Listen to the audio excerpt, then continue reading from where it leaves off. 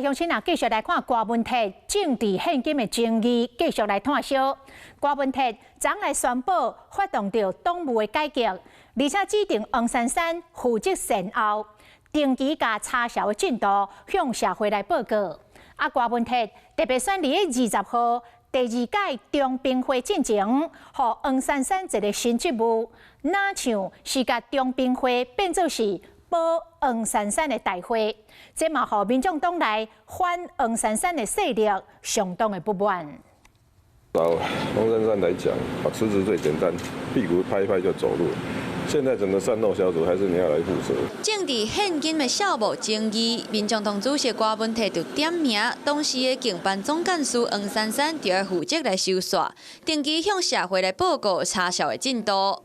头一场记者会出席的人员煞无看到郭文泰，就连进前讲过想要出席的黄国昌嘛已经准备去美国，看起来是干那留黄珊珊一个人家己面对这场风波。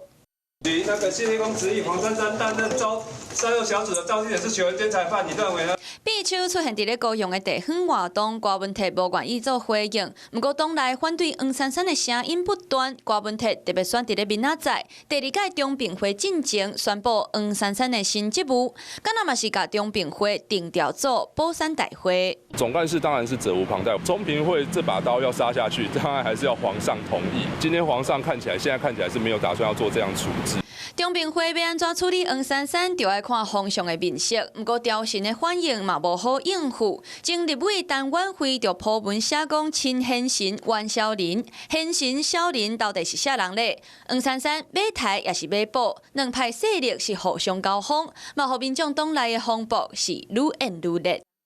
Hello， 我是庄慧琪。想要抢先掌握最及时的新闻资讯吗？赶快订阅、按赞、开启小铃铛，锁定华视新闻 YouTube 频道。